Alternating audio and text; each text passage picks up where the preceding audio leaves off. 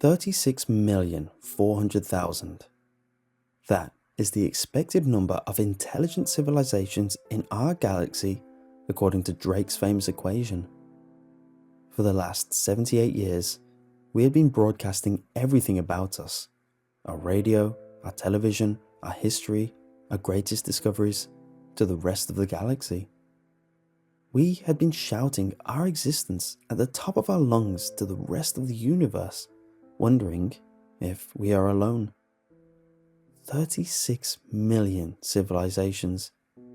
Yet in almost a century of listening, we hadn't heard a thing. We are alone. That was until about 5 minutes ago. The transmission came on every transcendental multiple of hydrogen's frequency that we were listening to. Transcendental harmonics, things like hydrogen frequencies times pi, don't appear in nature, so I knew it had to be artificial. The signal pulsed on and off very quickly with incredibly uniform amplitudes. My initial reaction was that this was some sort of binary transmission. I measured 1,679 pulses in 1 minute that the transmission was active. After that, the silence resumed. The numbers didn't make any sense at first. They just seemed to be a random jumble of noise. But the pulses were so perfectly uniform on a frequency that was always so silent. They had to come from an artificial source. I looked over the transmission again, and my heart skipped a beat. 1679. That was the exact length of the Arecibo message sent out 40 years ago. I excitedly started arranging the bits in the original 73 × 23 rectangle. I didn't get more than halfway through before my hopes were confirmed. This was the exact same message. The numbers in binary, from 1 to 10, the atomic numbers of the elements that make up life, the formulas for our DNA nucleotides. Someone had been listening to us and wanted us to know they were here. Then it came to me. This original message was transmitted only 40 years ago. This means that life must be at most 20 light years away. A civilization within talking distance? This would revolutionize every field I have worked in. Astrophysics, astrobiology, The signal is beeping again. This time, it is slow, deliberate even. It lasts just under 5 minutes, with a new bit coming in once per second. Though the computers are of course recording it, I started writing them down. 0, 1, 0, 1, 0, 1, 0, 0. I knew immediately this wasn't the same message as before. My mind races through the possibilities of what it could be. The transmission ends, having transmitted 248 bits.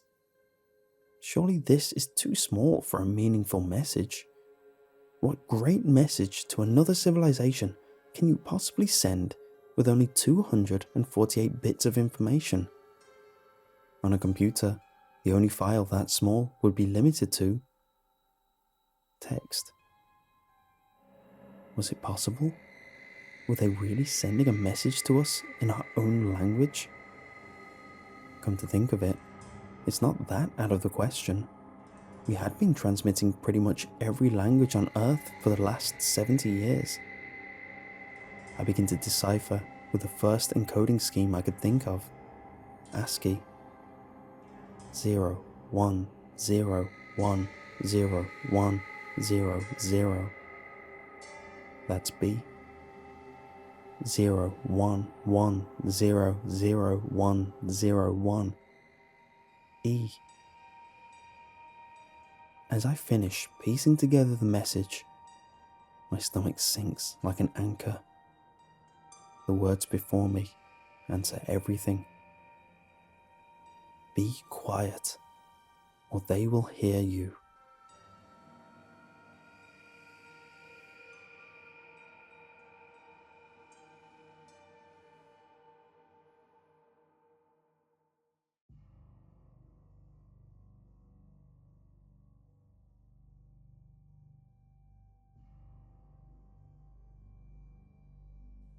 On July 18th, 2020, NASA launched a new vessel.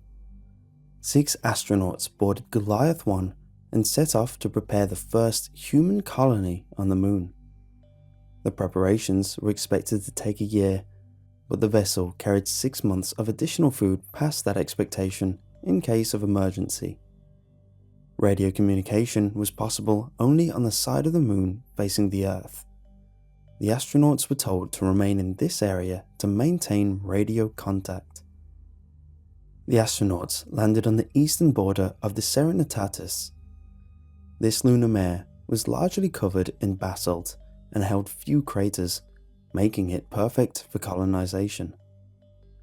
The goal of the astronauts was simple: map the area for colonization and blueprint the construction of buildings. The only real danger on the moon was meteors striking it, as the moon was devoid of any atmosphere. An electronic journal of the day's events was sent back to NASA, along with any interesting photos or videos. Although it was to be seen if anything exciting could happen. It was the moon after all. The first few months of the journals were fairly normal. The astronauts were right on schedule with the predicted progress. They wasted no time to blueprint the area. Everything in a normal town was to be in the future town: a grocery store, a school, a hospital, among other things. Of course, these supplies would need to be sent by other vessels. It wasn't their mission to build anything. Then, on the 17th of September that year, the daily report had not come. It was speculated that it was forgotten, but didn't come the next day either. Radio communication was not successful with the astronauts and was only met with static.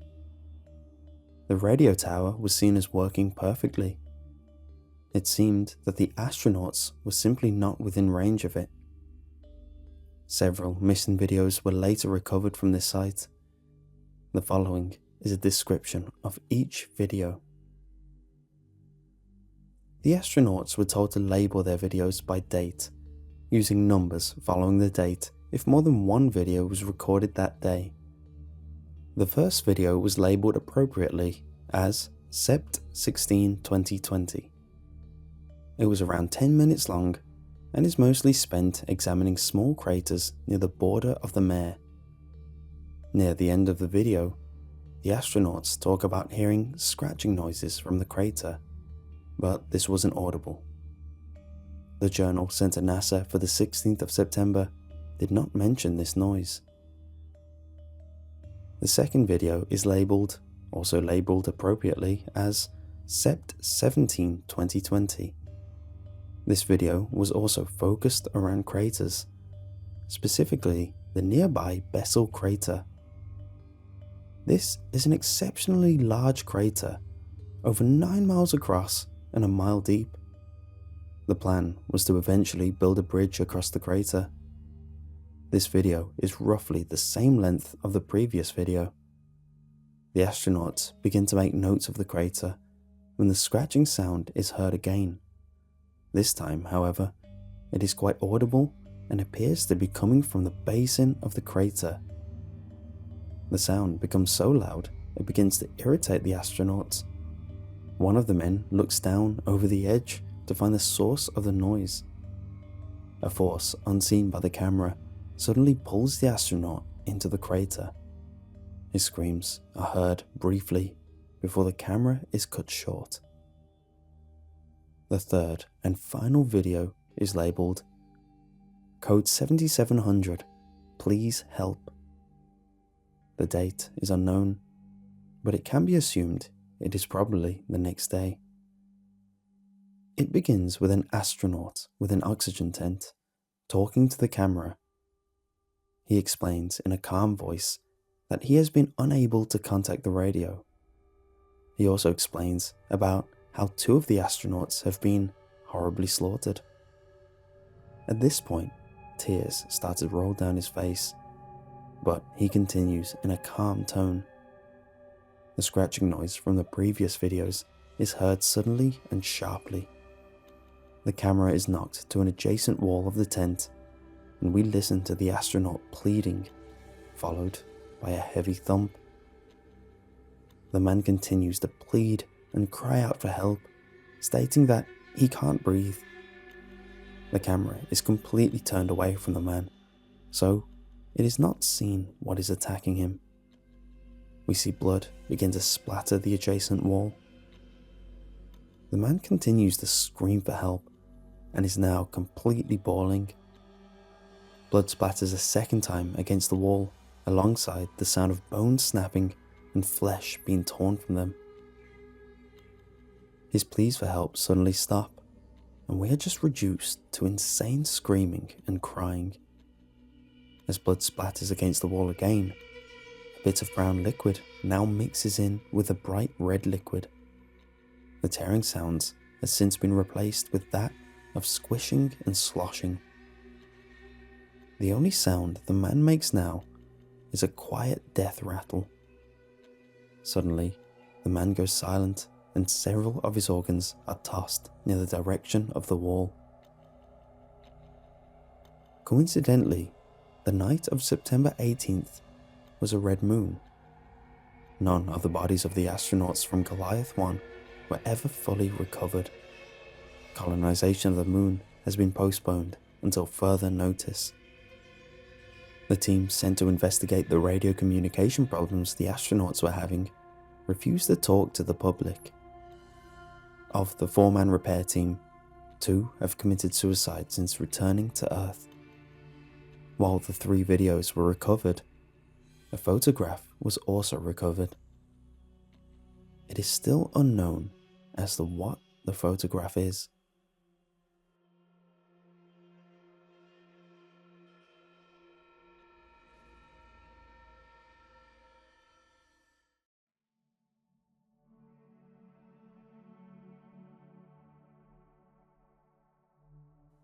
Southern Television was the first known victim of television hijacking.